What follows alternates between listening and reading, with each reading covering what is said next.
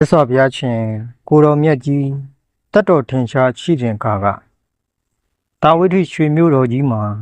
ဂရေ40ကျွယ်ဝတဲ့တထေးကြီးတို့မိသားစုရှိကြတယ်။သူတို့မှာမက်ပရာလို့အမည်တွင်တဲ့အင်မတန်လှပရှောမောတဲ့တမီတဦးလည်းရှိလူတယ်။တထေးကြီးဟာဟိုတာသဆိုတဲ့လူလင်ပြိုကိုသူ့အိမ်မှာအလုပ်ခိုင်းဖို့ဟော်ထားလေရဲ့။အနေတွေကြာလာတော့မက်ပရာဟာကိုတာသဆိုတဲ့လူလင်ပြိုလေးနဲ့မေတ္တာမျှသွားကြလေမိဘတွေဟာသူတို့နှစ်ယောက်ချစ်သွားကြတာကိုသိသွားတဲ့အခါမှာတော့မျိုးဆက်တူတဲ့တထေးသားတစ်ယောက်နဲ့လက်ထပ်ဖို့စီစဉ်လိုက်ကြတယ်မက်ပရာဟာရှစ်သူနဲ့မခွဲနိုင်တာကြောင့်သူတို့နှစ်ယောက်အတူနေနိုင်ဖို့ကိုစဉ်းစားနေခဲ့တယ်စဉ်းစားပြီးနောက်မှာတော့ကိုတာသနဲ့အတူခိုးရလိုက်ပြေးဖို့ဆုံးဖြတ်ချက်ချလိုက်တော့တယ်မင်္ဂလာရက်မတိုင်မီမှာပဲမက်ပရာနဲ့ဘုရားသားတို့ဟာမိဘတွေနဲ့ဝေးရာကိုထွက်ပြေးပြီးပေါင်းသင်းနေထိုင်ကြတော့တယ်ကိုဒါသားရဲ့ကြေးရွာလေးမှာမောင်တထမ်းမဲ့တရက်လောက်ကင်စားတော့ရင်းနဲ့မက်ပရာမှာတားဦးကိုဝင်ရလာခဲ့လေတယ်ကိုဝင်ရင်လာတော့မက်ပရာဟာအမျိုးသမီးတို့ရဲ့တဘာဝအတိုင်းမိဘတွေကိုတန်းတလာခဲ့တယ်မက်ပရာဟာကိုဒါသားကိုသူမိဘအိမ်ကိုလိုက်ပို့ပြီးဖို့အာကိုတကြီးနဲ့ပူဇာတယ်ကိုဒါသားကတော့မက်ပရာကိုလိုက်ပို့ပြီးလျင်သူမိဘတွေကသူ့ကိုနှိပ်စက်ပြီးတော့မက်ပရာနဲ့ခွဲပစ်လိုက်မှာကိုစိုးရိမ်နေခဲ့တယ်ဒါကြောင့်ကိုဒါသားဟာနေ့ချေညချေနဲ့မက်ပရာကိုလိုက်မပို့ပစ်ခဲ့လေဘူးမက်ပရာဟာခဏခဏပူဇာလို့မရတော့တဲ့အခါကိုဒါသားအလုတ်သွားနေတော့မှမိဘတွေရှိရာကိုတယောက်တည်းထွက်သွားခဲ့လေတယ်ကိုဒါသားပြန်ရောက်လာတဲ့အချိန်မှာအိမ်နီးနားချင်းတွေကပြောပြလို့မက်ပရာနောက်ကိုအပူတပြင်းလိုက်ရှာလေတယ်တွေ့ပြန်တော့လဲမက်ပရာကဘယ်လိုခေါ်ပြန်မလိုက်ရှင်ဘူးဒီလိုနဲ့ပဲတောလန်းခူးလန်းမှာမက်ပရာဟာတားဦးလေးကိုဖွားမြင်ခဲ့လေတယ်ဒီတော့ကလေးနုနုလေးနဲ့သူ့မိဘစီကိုဆက်ပြီးမသွားပြတော့ပဲကိုဒါသားရဲ့ကြေးရွာလေးကိုပဲလှည့်ပြန်လာဖြစ်ခဲ့လေတယ်နောက်နှစ်အနည်းငယ်ကြာလာပြန်တော့မက်ပရာဟာဒုတိယကလေးကိုဝန်ထပ်ရလာခဲ့တယ်ထိုကိုဝင်ရင်းတဲ့အခါမှာလဲမက်ပရာဟာအရင်အခါတုန်းကလိုပဲသူ့သားငယ်ကိုလက်ကဆွဲပြီးသူ့မိဘတွေစီကိုတယောက်တည်းထွက်သွားခဲ့ပြန်တယ်ဒီတစ်ခါမှာတော့ပထမတုန်းကလိုအခြေအနေမျိုးမဟုတ်တော့ဘူးမိုးတွေကရွာလေတွေကတိုက်နဲ့သူတို့မိသားစုနှစ်ယောက်အရန်ကြောက်နေရှာတယ်ဖြစ်ရှင်တော့မက်ပရာဟာကိုဝင်ကြောင့်ဗိုက်နာလာခဲ့တယ်မက်ပရာလည်းရင်သွေးငယ်ကိုခဲရခဲစစ်မွေးပြီးကလေးနှစ်ယောက်ကိုမိုးလေတံခံနိုင်အောင်ရင်ခွင်အောက်မှာထားပြီးလေးပဲထောက်ခံနေရရှာတယ်သူတို့သားမိတွေကိုနောက်ကလိုက်ရှာနေတဲ့ကိုဒါသားဟာသူ့မိန်းမနဲ့ကလေးကိုတွေ့လင်တွေ့ချင်းမိုးလုံလေးလုံးနေရာကိုလိုက်ရှာရပြန်တယ်သူတို့သားမိတွေအချမ်းပြေဖို့မီးဖို့ပေးဖို့မျက်ခြောက်တွေကိုရှာရင်းချတောင်ဖို့တခုအတွင်းမျက်ခြောက်တွေရှိမိအထင်နဲ့လက်၌ရှာကြည့်လိုက်တဲ့အခိုက်မှာအစိတ်ပြင်းတဲ့မွေးတကောင်ဟာကိုဒါသားကိုကိုက်လိုက်တဲ့ဖြင့်ကိုဒါသားဟာနေရာတွင်ပွဲချင်းပြီးတည်ဆုံးသွားခဲ့ရတယ်မက်ပရာမှာလဲ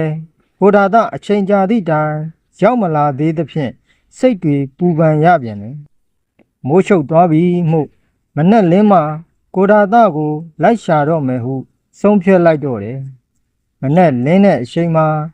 ကိုဒါသားကိုလိုက်ရှာတဲ့အခါမှာတော့တောင်ပုတ်အရှိနားမှာမွေအစိတ်တွေပြန်ပြီးတော့တေနေတဲ့သူ့ယောက်ျားအလောင်းကိုတွေ့လိုက်ရလေထိုအခါမက်ပရာသည်ငါ့ကိုအကြောင်းပြုပြီးငါလည်းတေရပါပေါ့လားဆိုပြီးငိုကြွေးရင်းနဲ့သူ့ယောက်ျားအလောင်းကိုတစ်ခတ်များထားခဲ့ပြီးမိဘတွေချီရာကိုခရီးဆက်ခဲ့ရပြန်တယ်မက်ပရာတို့တားမိတွေဟာတရွေ့ရွေ့နဲ့မြစ်ကမ်းမအဆက်ကိုရောက်ရှိလာကြတယ်မြစ်ရီကရင်စိုးလောက်နဲ့တော့သားနှစ်ယောက်နဲ့တပြိုင်တည်းကူးလို့မဖြစ်နိုင်ပြန်ဘူးဒီတော့သားကြီးကိုဒီဘက်ကမ်းမှာထားခဲ့ပြီးမွေးကင်းစကလေးငယ်လေးကိုတစ်ဖက်ကမ်းမထိရောက်အောင်သွားပြီးတ သားကြီးကိုခေါ်ဖို့ပြန်အလာမှာမက်ဗရာရေလေကောင်ကိုရောက်တဲ့အချိန်စွန်ရဲကြီးတစ်ကောင်ဟာမွေးကင်းစကလေးငယ်ကိုအသားတိတ်ဟုထင်မှတ်ပြီးတုတ်ရှိသွားတော့တယ်ရေလေကောင်ကမက်ဗရာဟာစွန်ရဲကြီးအားသူ့လက်နှစ်ဖက်ကိုမြှောက်ပြီးခြောက်လန့်မိမဲ့သားငယ်လေးဟာစွန်ရှိတဲ့နောက်ပါပြီးတေဆုံးခဲ့ရပြန်ပါပြီစွန်ကိုခြောက်လန့်နေတဲ့မက်ဗရာကိုတစ်ဖက်ကန်းကကြည့်နေတဲ့သားကြီးဟာသူ့ကိုခေါ်နေတာပဲဟုထင်ကရေထဲသို့ဆင်းလာခဲ့လေတယ်အဲ့ဒီလိုလဲဆင်းလာရောသားကြီးတစ်ယောက်လဲရေနစ်ပြီးတေဆုံးသွားပြန်တယ်မက်ဗရာခမသားတေလင်ဆုံးဖြစ်ရတော့ယူယုံမရငိုကြွေးရင်းနဲ့တယောက်တည်းခရီးဆက်လာခဲ့ရာတာဝိထီမြို့အစွန်နားကိုရောက်လာခဲ့လေပြီမြို့အစွန်မှာဦးလေးကြီးတဦးနဲ့တွေ့တော့သူမအကြောင်းကိုပြောပြရင်းသူ့မိဘများအကြောင်းမေးတဲ့အခါမှာတာဝိထီကမိဘနှစ်ပါးနဲ့မောင်ဖြစ်သူကလည်းညကမိုးကလည်းတဲလေကလည်းတိုက်တော့တိုက်ပြိုကျလို့တေကုန်ရပြီတမီးရဲ့လို့ဦးလေးကြီးကပြောပြတယ်သူတို့၃ယောက်ကိုတချို့တဲ့မိခိုးတွေဟာခုချိန်ထိတလူလူတက်နေတော့မယ်လို့မိခိုးတွေဘက်ကိုလှမ်းပြပြီးပြောပြတယ်မက်ဗရာတယောက်အာကိုတကြီးနဲ့အပြေးလာစဉ်ရင်ဝကိုစီးပြီးအကန်ခံလိုက်ရသူနဲ့စိတ်မဆွဲငိုးကတင်းပင်မဲ့တဲ့ရန်ဆွဲပြိုးကဆင်းမိမှုခွေစင်းကြဒုက္ခနာဟာယူတုလို့သွားရှာရလိမ့်ပြီမက်ဗရာတယောက်ရှေးဦးတက်ရလျှောက်ရင်းလမ်းမှာတွေ့တဲ့သူတွေကအယူမဆိုပြီးခဲနဲ့ပြစ်ပေါက်နှင်ထုတ်ကြပြန်တယ်ယူသွင်းနေတဲ့မက်ဗရာဟာလမ်းတကာလဲရင်းဗုဒ္ဓဘုရားရှင်တရားဟောနေတဲ့ဇေတဝန်ကျောင်းတော်နာရောက်ရှိလာခဲ့လေတယ်တရားနာပိဋကဟာ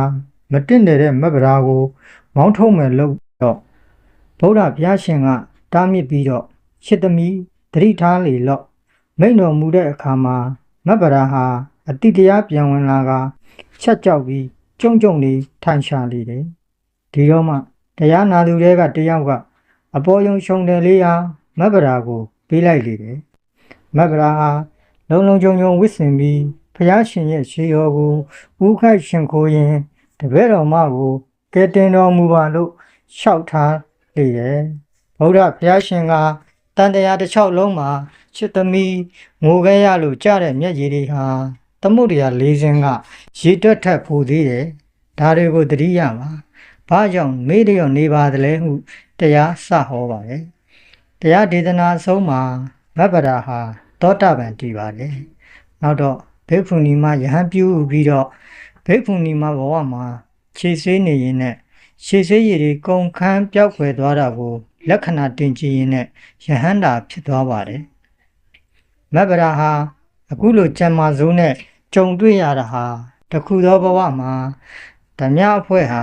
သူတို့မိသားစုကိုအကုန်တက်ဖြတ်သွားတာကိုတွေ့သားတဲ့မက်ဗရာကသူမိဘတွေကိုအခုလိုတည်သလိုမျိုးနေနှုတ်တည်တာကိုငါလဲငါမျက်စိနဲ့တက်အပ်မြင်ခြင်းနဲ့ဟုကျိန်သာတိုက်စကားကိုပြောလိုက်မိတော့တယ်အဲ့ဒီကျိန်သာဟာပြေးလာရတဲ့အချိန်ရောက်တော့ဓမြအဖွဲ့ဟာသူမိသားစုဝင်အဖြစ်နဲ့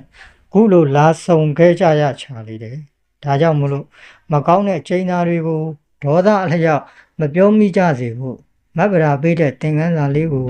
နမူနာယူပြီးရှောင်ကျဉ်နိုင်စေဖို့ခုဗီဒီယိုလေးကိုဖန်တီးတင်ဆက်လိုက်ပါတယ်ခင်ဗျာဗီဒီယိုလေးကိုကြိုက်နှစ်သက်တယ်ဆိုရင် like subscribe လေးနှိပ်ခဲ့ပေးပါလို့မေတ္တာရက်ခံအပ်ပါတယ်ခင်ဗျာအခုလိုကျေးဇူးပေးတဲ့အတွက်အားလုံးကိုကျေးဇူးအထူးတင်ပါတယ်